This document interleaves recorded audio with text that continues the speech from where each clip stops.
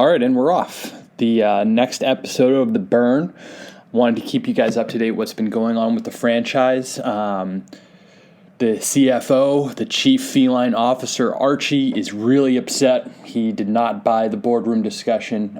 We also didn't consult him, which is probably why he's most upset. But we've had a transformation in our franchise, transformation in direction, transformation in how we kind of view the next steps of, how we can set ourselves up for some fantasy domination on the Swish Network. We're competitive. We want to win. And some things happened almost real time in the previous video that kind of got my wheels turning to change this thing around. So let's kind of go through that. The number one thing that happened is that I had a starting lineup right here of Malcolm, Giannis, Terry, Ben Simmons, and Bradley Beal. Like I said, I like Malcolm. I think I got good value for him for $1, and all is well there. So feeling good keeping him in the lineup. But then the next four guys I have concerns with. Giannis is only playing 3 times this week, and he got hurt on Friday. It looks like everything's precautionary, so I'm not necessarily concerned about him being the franchise player, but I am concerned about rolling him out week 1. Scary Terry is just not an elite fantasy option, and he's like a lottery ticket, and I want to do better than that. And when you look at my 2 other guys who there's stuff going on with them, Ben Simmons has a bad wheel on a team with coronavirus, so I'm kind of thinking that that's not the play this week. Even though they play 5 times this week, I'm almost projecting that they're not going to complete those games. I don't have any reason to believe that. I'm just projecting. And you couple that with an injury, I think maybe that's what makes my projection make a little more sense. And then Bradley Beal is, like we talked about, best fantasy or offensive player right now in the game.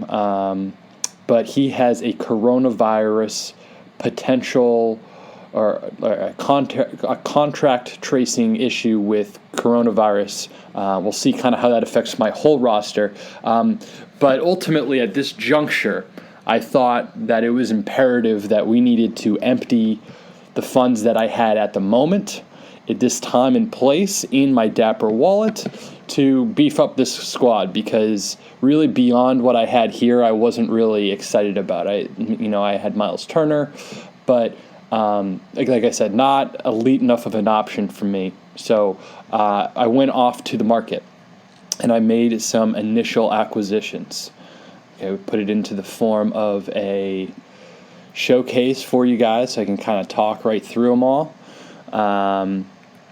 And what my vision was here is I had $30 and I wanted to try to zone in on some of those stat categories we talked about the other day, and who might be the best players at those positions. So Bradley Beal on this dunk here is definitely the best offensive option. I like where we're going to get value for him at $9. I thought that was a really good deal. The next player I looked at was the Joker. This I got at a decent price. It was $4.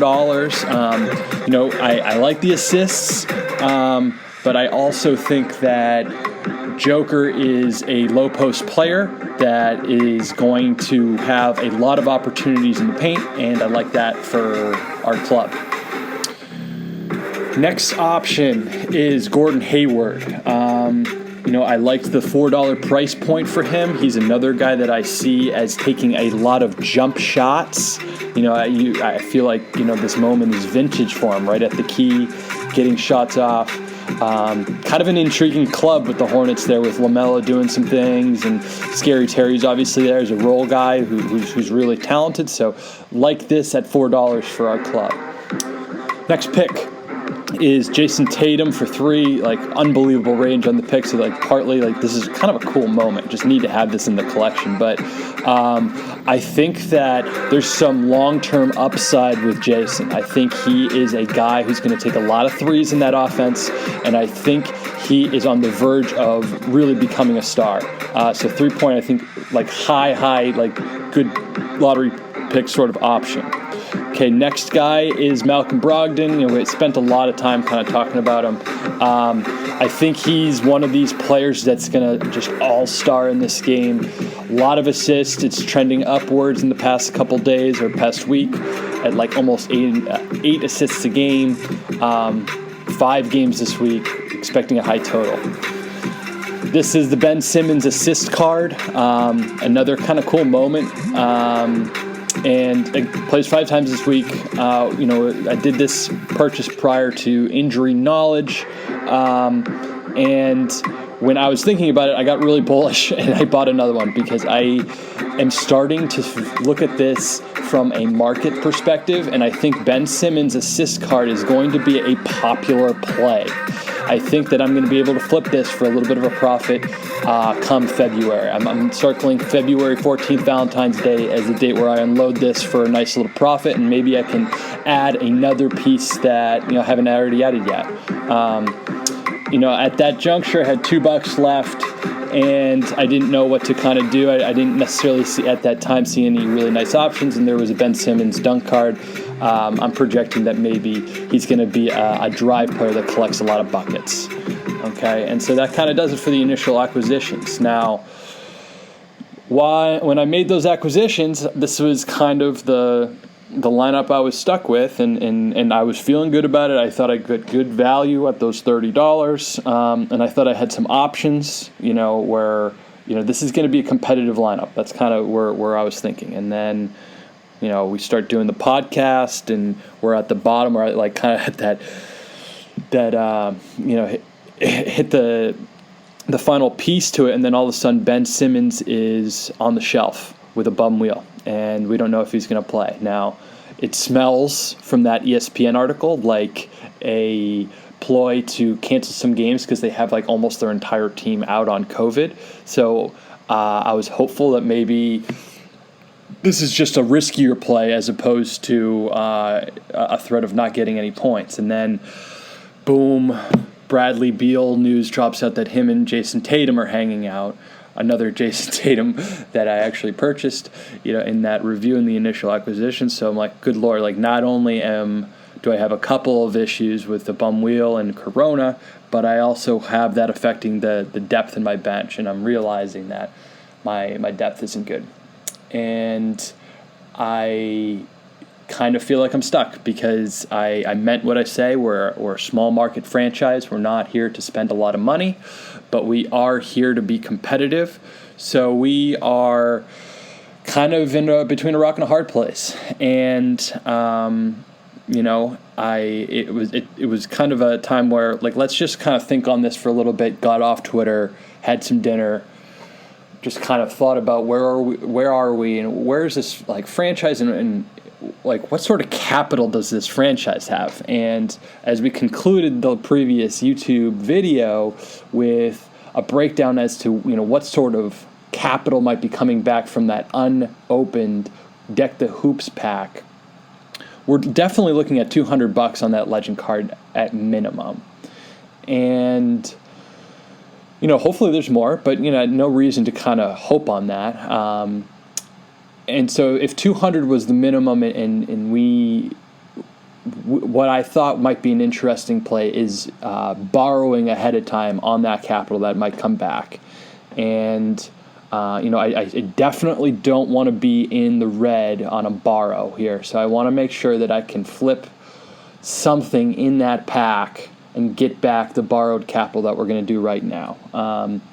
And that for me was $100. That was half of what I think at minimum I'm going to get back. There's a lot of risk, to this play. Now, considering that it's not that much money, it's not a risk. But from a pure kind of management perspective, like kind of drawing on capital from the franchise is not something you should take lightly. If you care about the operations of it. And so I decided that the reason why we should make a move like this to borrow capital on the potential future growth of the franchise is because I don't think we're going to get some deals on the marketplace like we're seeing right now. There was a couple of players that I highlighted in the YouTube tape that I really liked. I really liked Trae Young assist. I really liked Russell Westbrook. Let Russ cook, baby. I really liked the Russell Westbrook assist. And, I also wanted to grab some other options. Like, I think part of the second half of why I wanted to borrow on capital is because I wanted Giannis to not have to be the franchise player where he gets in the lineup and he sticks there no matter what. I don't like the fact that they only play 3 times this week and he's got injured on Friday. I don't like that. I think ultimately, we want this franchise to be above a small market. We want us to be like a very, very competitive franchise, and I thought it was, something, a move that we could make. And we're going to be conscious to make sure that we make good on that debt. Interest is collecting. The chief feline officer, Archie, is collecting treats, one every day, and an additional one on Sunday until this debt is paid.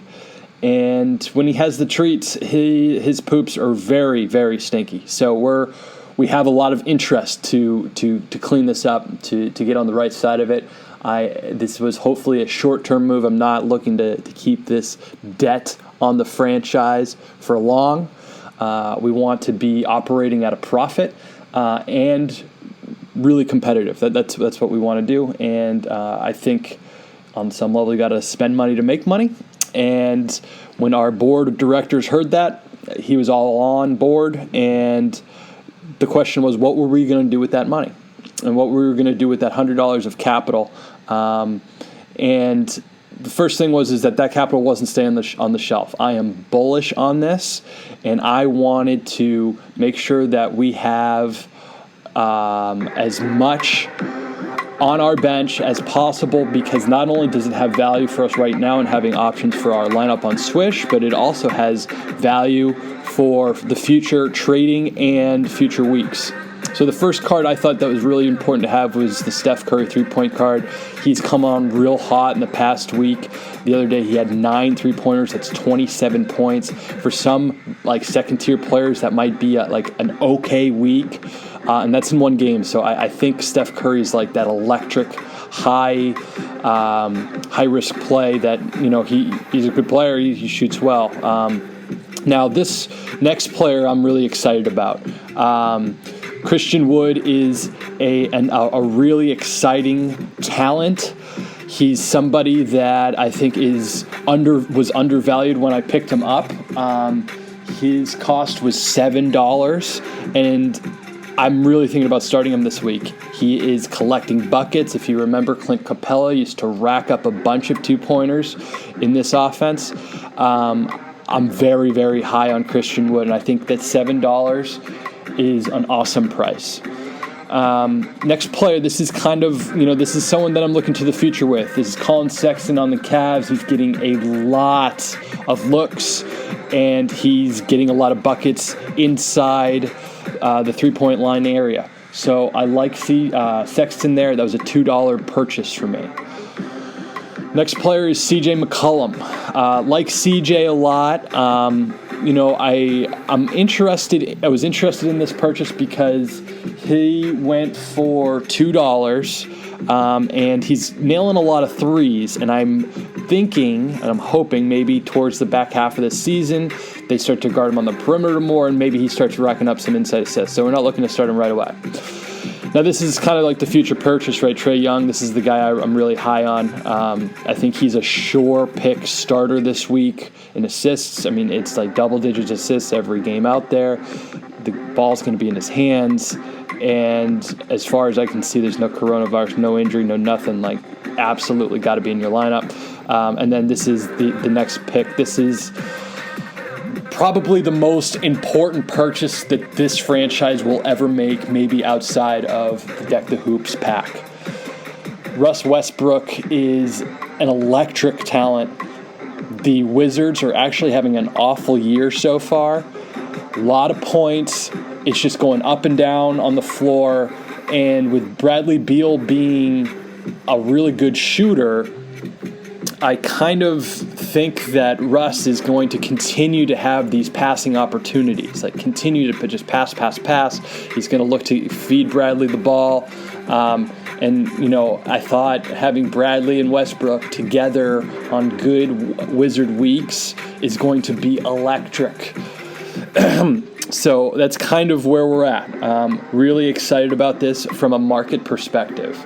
Russ Westbrook, at the time after I had done the first YouTube video, was going. His low ask was $32. After I had made the decision to borrow against the franchise, he jumped up to $65. So I did end up splurging $65, but honestly, guys, I see so much room to grow in that card. It's a very scarce card. There's not many on the marketplace, and it's maybe one of the best plays you can make in Swish. So for me, it was a no-brainer.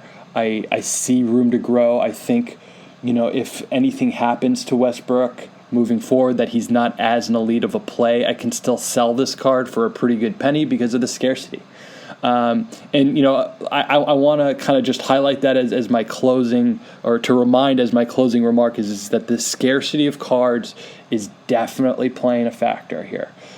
Russ Westbrook, I would not have paid $65. I would not have had taken dead on the franchise if I wasn't really convicted that Russ Westbrook is going to be a really good play for Swish Fantasy. So now that we've made some acquisitions, we kind of run into the problem of we can only play 5 of them. And it's really busy. And there's a lot going on. I have here in this column here kind of the guys I'm zoning in on. These are the guys that I'm, maybe bringing to the ball game, per se. These are, I think I got 12 guys here. 15 it says. Just kidding. These back 3 guys would maybe be my healthy scratches. I want to highlight DeJounte Murray. He was that first opening on the pack opening in the first YouTube video. It looks like he's getting some buckets for that club. So we're going to monitor that. Not ready to start him. With the Spurs playing 3 times this week, it wasn't really a consideration, but want to highlight that he's on my radar. And then Lillard and Lowry, nice players, but I think we have some better options. So real quick, just guys, Colin Sexton, he's that kind of long-term play I like. He's injured, but he had been having a nice little week, I think averaging 20 points or so per game. Here's my Ben Simmons. The guys in purple are my duplicates. These are the guys I'll ultimately look to sell. And then ultimately, James Harden block here. This is the one thing I want to highlight for anybody who maybe is just real new to the space. Got real excited when I opened up James Harden in one of my common pack openings earlier before YouTube videos. And what you have to remember is that you have to pay attention to the moment, and this is a block card. So if I were to play him, he's going to get points for blocks. No one pays James Harden for blocks. He is just probably not going to, that card isn't going to have value for me. And I worry that there's going to be someone new who gets into this space and says, James Harden for like $3 or $4, and then all of a sudden they come to find out it's a block card, and it has almost worse value than Markelle Fultz, who's on the shelf with a totally blown out knee. So just wanted to highlight that as we go through. Darius Garland is another guy that I'm kind of looking at. I think the Cavs might have an intriguing little young nucleus there, I think that's another question. We said scarcity at the question at the end, and then the next question we'll say is the rookie cards, right? So that just keep those 2 pieces in mind: rookies and scarcity.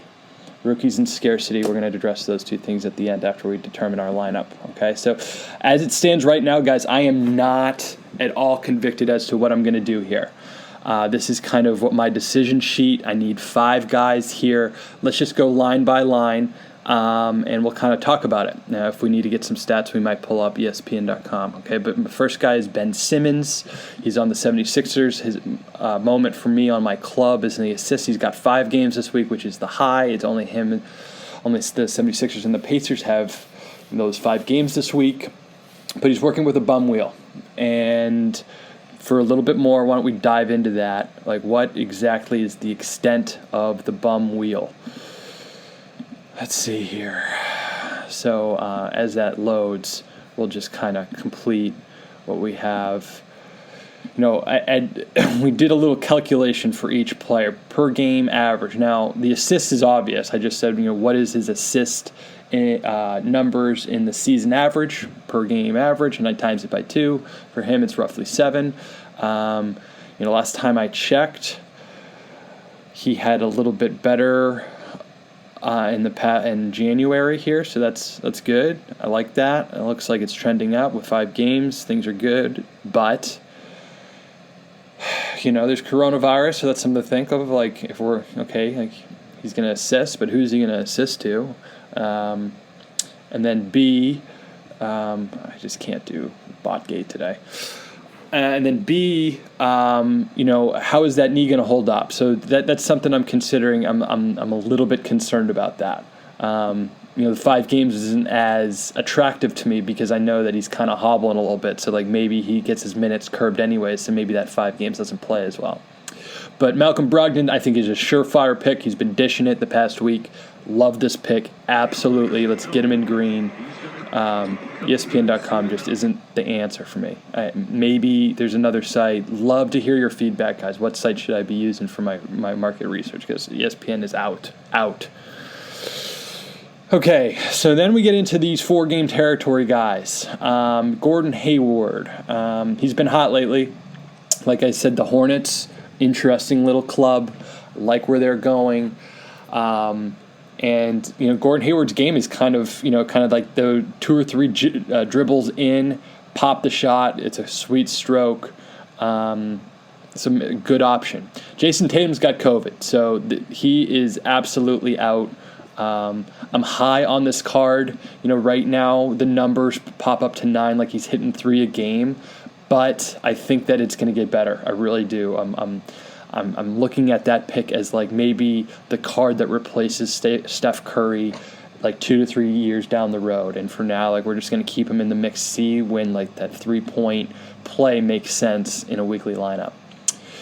Bradley Beal. Okay, so this is the problem child here, is that offensively I love him. I think he's the best player offensively right now. I think he's a surefire pick to be rolled out in any weekly lineup, but he maybe has coronavirus because apparently he was close to Tatum, who did test positive. So we're putting him in this, like, I don't even know what to call that color, but it's got my attention that possibly he has COVID. So concerning. He just dropped 60 points last week, and now possibly having COVID is a real kick in the knee. But we have options now, and I think that makes this conundrum a little bit more palatable. So, CJ McCollum, like I said, he is shooting a lot of threes. The 10-point average right now is a little charitable in my opinion. Now, him being a dunk player, it was hard to read between the lines, like, in the first video. But basically, the best way to do it is total points, subtract the 3-pointers made, and the free throws made, and you're basically at that margin. And he's getting a lot of points from the charity stripe and a lot of points from 3-point land. Right now, I'm not into CJ McCollum. I like him in this situation. I like the fact that I had to consider him, but I am not going to play him this week. Trae Young is kind of the reason why we did the financial moves that we did, so we're just going to go ahead and put him in green. There's nothing going on with him physically or in terms of illness. So we have 2 kind of surefires and 3 that we're going to consider, like halfway through the board here.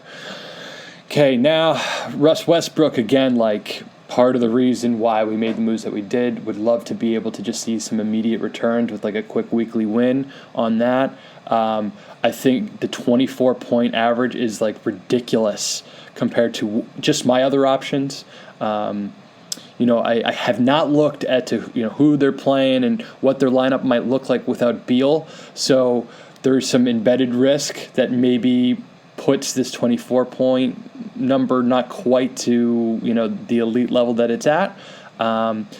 And you do some research, and there is an injury. Now, don't get me wrong, guys. Not at all upset that I made this purchase. I think that this purchase is going to make some real dividends in the future, whether it's on the trade market, in the lineup, or anywhere in between. I'm not afraid to do any of that, but I really value this card. I think that the 60, I think the lowest price now is 70 on the market. And I almost am convinced that in a couple of weeks that number is going to go up significantly. So, but for this week, we're going to have to think about it and maybe wait until that 6 o'clock deadline to see if we can't get some more news on Russ, to see if his wheel is going to keep on running through the end of this week. Okay, now we have the bottom four players. And these guys only play 3 times a week, so it's a little bit concerning they don't have it. So I have to really feel better about some options. Now, the only player really that I feel great about in terms of getting the 4 games in is Gordon Hayward. And I might think that there's some other players down here that I might like better. So let's dive in. Christian Wood, again. I think there's a lot of ceiling for him. I think his ceiling as a 2-point option is so high. Love my acquisition of him, and I think it could be an interesting play. Steph Curry has been hot from 3-point land. He honestly started kind of just slightly below his averages, and now he's almost above. So for that reason, after just getting 2 surefires with some other guys that I'm not so certain, I'm going to lock him in as a much better lottery ticket than Scary Terry. I think that this is where I could just win the week with him. And I'll talk about kind of what I think that might look like. Okay. And then Giannis. So, again, there's some emotional tie for me with Giannis. He's kind of the best player I had to start with. Got him in a pack. Wasn't expecting it. Did it on live. Well, I shouldn't say live, but it was a YouTube video. And I love the jersey he has on there. It is it is embedded in the business plan that a Giannis jersey will be purchased after some funding from the borrowed funds gets repaid. And that it's definitely going to be that Cream City jersey. I love that jersey. The black jersey with the buck in front too, I'm into. But Giannis is my guy.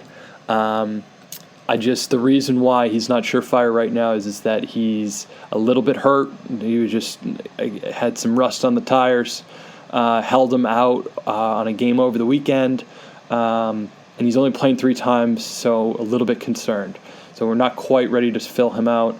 Now the Joker, like I said, I was much more intrigued about his assist total. Assist total wasn't available on the marketplace. His jump shot was.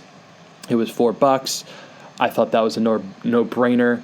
He is someone that could easily become a top point getter on average throughout the week, and that's kind of how I look at this thing. I want someone to just average some points, or just make sure that we're getting the opportunities. I want the shots to get off. There are going to be some bad weeks. There are going to be some guys that have tough weeks. But as long as we have the opportunities, no one penalizes me if Trae Young is going to turn the basketball over 10 times, right? But if he gets 10 assists along the way, that's still 20 points for me, and I'm down with that. So I want the opportunities. It's opportunity. So you look at 3 guys that I am locked into: Malcolm, Trae Young, and Steph Curry. I have a more risky play with Steph, certainly with the 3 games and the 3-point total. I mean, he could just have an awful night, and that's no points. But I really like the consistency I'm going to get with Young and Brogdon. So get 2 more picks. I think what I'd like to be able to do is not necessarily looking in a risky play. I just want to make sure that I get some points. And so before I make determinations where that goes, let me talk a little bit briefly as to what I think is going to win the week. So if you get 5 positions, right, 5 positions, and let's just say you average 15 points a game. If you're an average player, you're going to get 15 points a game on this thing. That means that if you play 3.5 games in a week, which is kind of like somewhat the average, 3.5 times 15, I'm going to have to do that on the screen because I'm not, Andres, that dude, just does it in his head. He's already said it by now. It's like probably MFing me saying how stupid I am. So what did we say here? We said 15 points is going to be the average play, and then you times that by 3.5 games. 52 times 5, 262. That seems a little bit high to me. I thought 250 was kind of the price point that I'd like to go at. So let me just do that one more time. Let's curve it back to 10 points. It's called 10 points times 3.5. So that's the standard player's weekly average times 35 times 5. 175. So maybe it's in that 175 to 250 area. Like, just for simplicity's sake, let's call 200. Okay. So if you're chasing 200 points, that means that each player you're hoping on the weekly is getting 40 points. Now, if he plays 4 games, that means 10 points a game. And right now, with the three surefire guys, I think that together they're going to get me 120. I feel good about that. I think that there's some risk embedded in there, but with the 2 assist guys, I think it kind of cancels that out. So I like that kind of nucleus. And now we have to make a decision. And I think if we're at 120 and we want to get to 80, I think it makes sense to get one risk guy and then one maybe not so much risk guy. So for me, the non-risk guys are Gordon Hayward, Christian Wood, and Giannis. Now let me explain, because I think that they're non-risk for a couple of different reasons. Gordon Hayward, I think, is obvious, right? He's going to get his buckets. He's healthy. He's been playing well. Christian Wood is going to be the guy down low in the Rocket offense that's going to get opportunities. I think, he's been steadily getting 20 points a game. Like him there as a steady option. Not sure if he's going to, spike that unbelievable stat line. I mean, he could. If he's getting 20 points a game, who's to say that he doesn't have a great one? But I think that I feel comfortable that I know what I'm going to get from him. And Giannis, I feel the same way, but because it's 3 games a week, I don't think he has that ceiling for this week. So those are kind of like my 3 conservative guys. And so understanding all that, I made a real kind of lottery ticket sort of effort to get Gordon Hayward on the burn. Sent him a tweet, added him, was hopeful that he would at me back. When I sent the tweet, I got an immediate second impression, which made me think that maybe he popped it open. But more likely than not, he definitely doesn't care, isn't going to sleep wrong. And if there's if it's close between a 3-pointer and a 2-point basket, I'm not convinced he's going to step on the line for me. So I'm going to get out on Gordon Hayward, even though I really think that he might be a nice play this week. I am going to ultimately go in a different direction. I'm going to go with Giannis. I like Christian Wood a lot. However, I am not ready to wager my first week on Swish with Christian. I think he's going to pay a lot of dividends down the road. But for this first week, Giannis is the guy. Okay? So that leaves us with some higher risk players. And again, I say high risk, but I think it's an interesting way that I categorize this risk. Bradley Beal is the best offensive player in the game right now. He dropped 60 points the other night. And I really want to play him. I had him pegged as a really good option. However, possible coronavirus and not knowing how many games he's going to play this week is bothersome to me. I'm not ready to just say, with other options that I have here, I'm not ready to say, like, let's just play with Bradley. Okay. Next option, Russ Westbrook. I'm so bullish on Russ. So bullish on Russ in this game. I think that, like I said, part of this media game with coronavirus in professional sports is that when there's an outbreak, you say that one guy who's your star player. You see this a little bit with Simmons and Embiid and the 76ers, that, oh yeah, these guys are hurt or had a day-to-day injury, therefore, that there shouldn't be an issue there. I'm calling bull crap on that. And I think he's going to play this week. I think they might be in trouble with Beal, but I think Russ is going to play, and I love the upside. Just love the upside. The Joker, I think, is risky because I don't know if I think he's going to underperform these other options. If these other options are healthy, it's risky because I could play these other options and they don't ultimately play, and then Joker's just putting up some solid numbers. I think ultimately the Joker as a conservative option falls short to Giannis, and that's why we saved him for this. And then lastly, Ben, he was kind of like the first player I was interested in because of the 5 games this week. If it ends up happening that they do play 5 games and he plays all 5, I would expect a lot of assists. I would expect probably upwards of 60 assists for the week, which is 120 points. That's ridiculous. Absolutely ridiculous. Tommy's smiling somewhere. And so that's kind of where I'm at. I think the Joker ultimately gets out because I want to roll the dice and put up an impressive total. I'm willing to do that to make a risk and maybe leave some points off the table. I think there's going to be a bunch of players in the Swish contest, so I'm going to need to put up points to win. I don't want to just finish in 4th. So ultimately, I think what I'm going to do is I'm going to go with Russell Westbrook. I just love his upside. I think that he also has some unique value to me because not a lot of players are going to be playing him because there's not a lot of cards of Russ available. Now, it'll be interesting to kind of follow along because I don't think the space has too many users yet. I think that most of the players are going to be, NBA blank shot hoop heads that have a bunch of players, like me, kind of going through the spreadsheets and finding what the best plays are.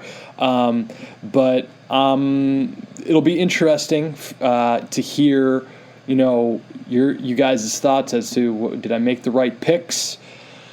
And do you agree with kind of how I see this? It's clear that I am prioritizing assists.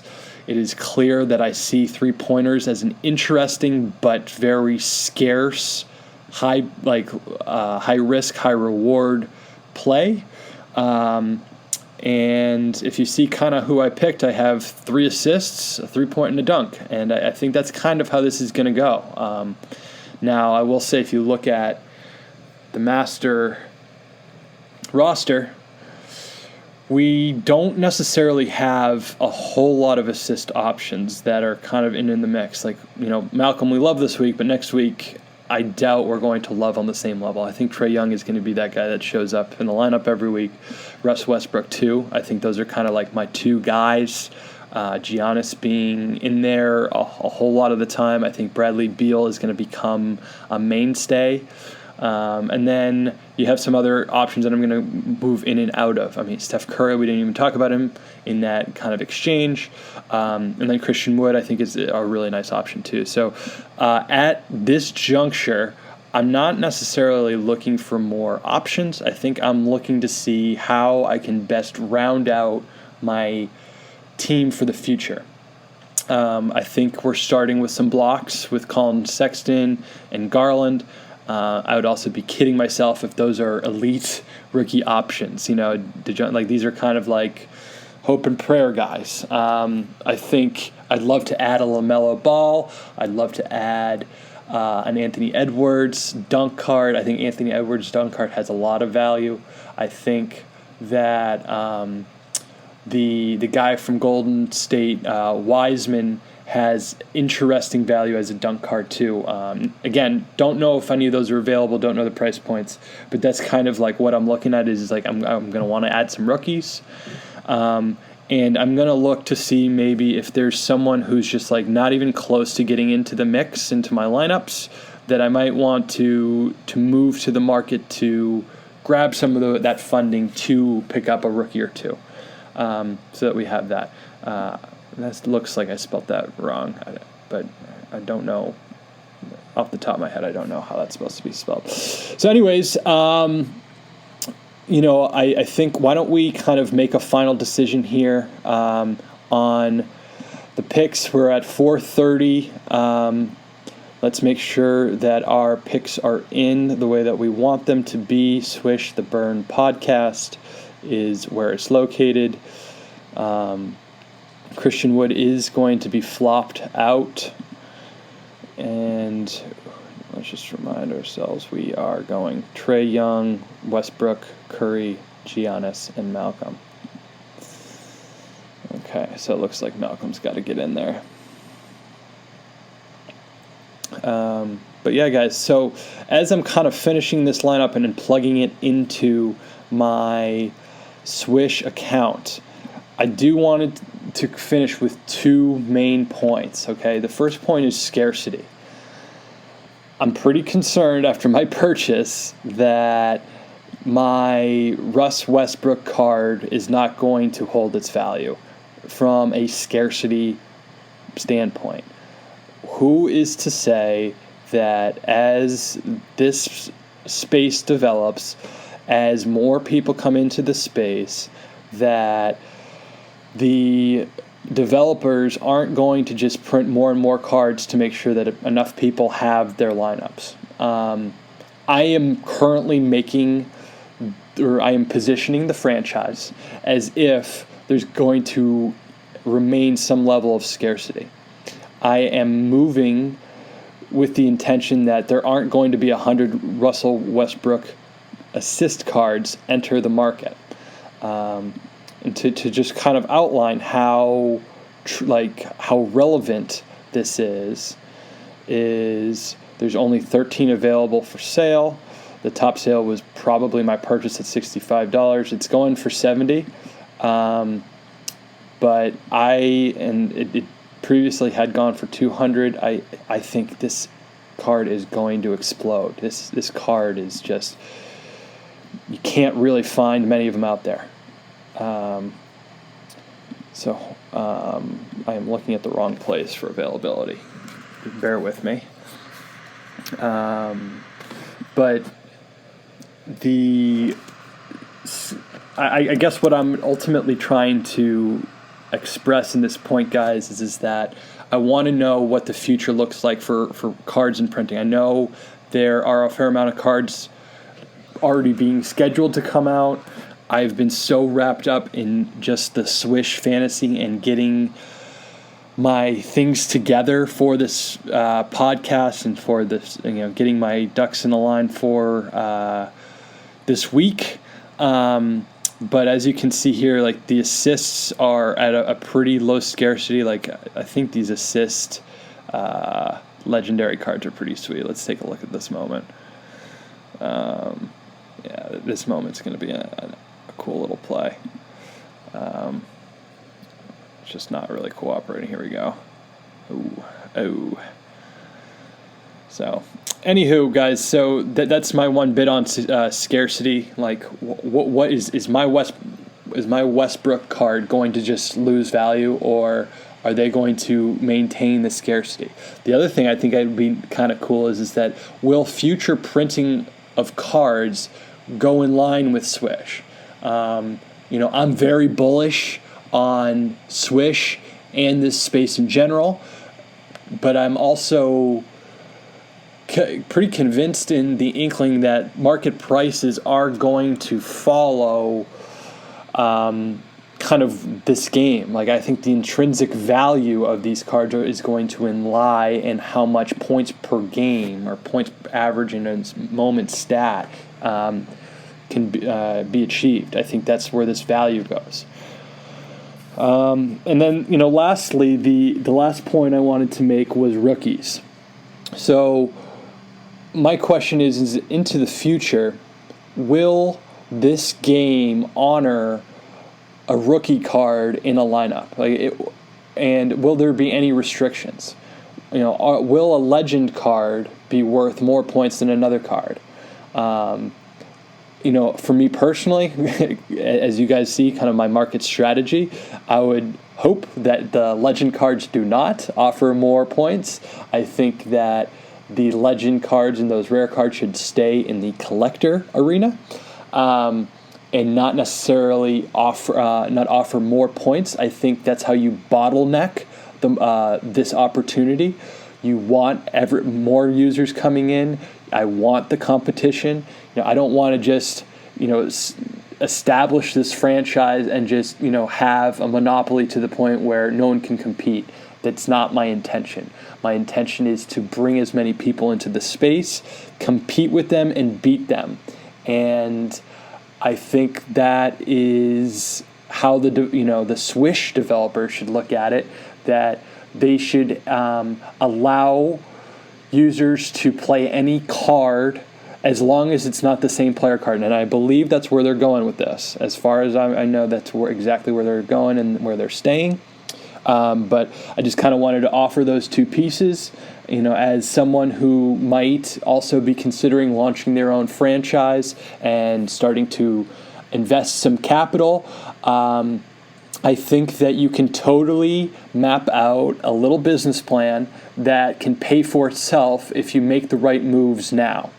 And I think it's a really cool hobby that you can pick up that will ultimately pay for itself and or turn a profit. I don't view this thing as, you're going to become a millionaire and quit your day job and do that. I am not anticipating quitting my day job, but I do anticipate kind of staying up with this and seeing where it goes. I'm going to be fully transparent, guys, and say that I am not necessarily going to be building for the future all of the time. Like right now, all of my moves are looking towards the future. I'm not looking to make a quick profit on some of my sales. However, when I do open that Deck the Hoops pack, and that's when we get 100 likes, so that's kind of the state of the podcast franchise is in the hands of the people. But until once we open that pack, we are going to try to settle the debt. I think we're also going to try to purchase that Giannis jersey that'll kind of go along the ride with this franchise. We'll probably have to pay some interest to the CFO.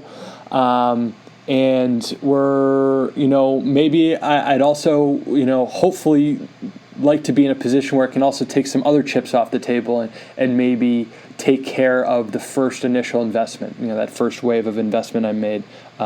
In all transparency, that was about $300, $400. But again, guys, this is not financial advice. I just want to let you guys know what I am doing, why I think this is so cool, why I'm tweeting about it all the time.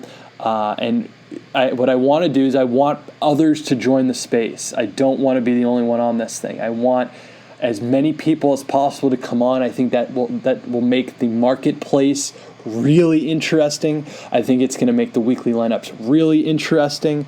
And I also kind of enjoy making these podcasts. I'm enjoying this. I hope you're enjoying listening to it. Really appreciate you guys listening to me, listening to hear what I have to say. And I want to hear what you guys have to say. So I'm excited to get back on this thing for a podcast, where we'll really recap all of this stuff. A lot of ground has been covered in a couple of days, and I could not be any more bullish. I said that early in the first podcast, the first bit of media exposure, that I was more bullish than Michael Jordan is on former Celtics. And, when I was listening to that podcast the first time, like wincing every time I heard myself talk, I said, you know what? I am not going to be a fraud. Like I have located these moments as having great value beyond just their scarcity. And if nothing else, I've invested in those cards having greater value. And to me, I think that's the most interesting part about this space. This has never been seen before, where you can play both sides of the fantasy coin. I'm trying to kind of express that in my videos. I hope you guys enjoy it. For now, snap, crackle, and pop. That was the burn. Hope you enjoyed it. Until next weekend.